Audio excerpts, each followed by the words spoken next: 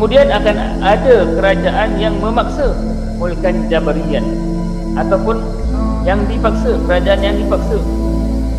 Ini bila berlaku? Bila silsilah kerajaan Bani Abbasiyah, Bani Umayyah, Bani Abbasiyah, kemudian lagi sekali Khilafah Uthmaniyah, yang kita sebut di Khilafah Uthmaniyah. Padahal dia sebenarnya bukan khilafah, dia adalah kerajaan. Sebab zaman tu Nabi beritahu, sampailah zaman yang terakhir itu adalah zaman apa? Kerajaan yang munyah, yang gigit, yang zalim. Munyah ni ulama tafsirkan gigit, zalim. Maknanya bukanlah kita kata tak ada kebaikan pada kerajaan-kerajaan tersebut, tetapi sudah bermula, unsur kezaliman sudah bermula.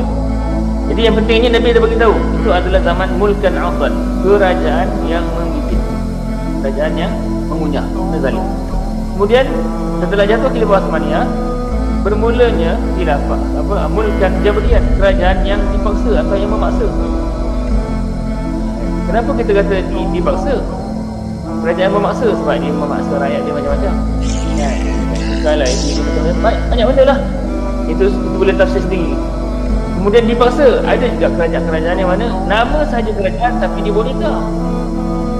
Macam kerajaan yang ada dekat di merata-rata dunia, kan? Raja tapi tak ada kuasa. Yang lebih merentah adalah Prime Minister, kan? Islam diinjak-injak, Islam dihina, tak bersuara.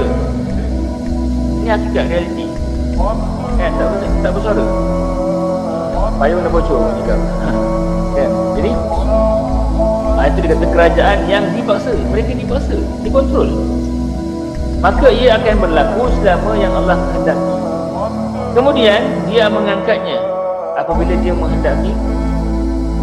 Bila Allah tak nak kehendaki untuk habiskan masa mulkan Jabariyah, sekarang ni masih lagi lah mulkan Jabariyah, sejak 1924 jatuh sampai sekarang ni kita masih di bawah, kita masih berada di zaman mulkan Jabariyah.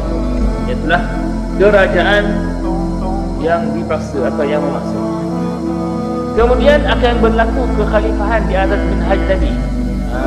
Mana kita sedang berada di ambang, kita sedang berada di ambang zaman ini. Zaman apa? Zaman khilafah atas minhaj Nabi, khilafah ala minhajin nubuwah.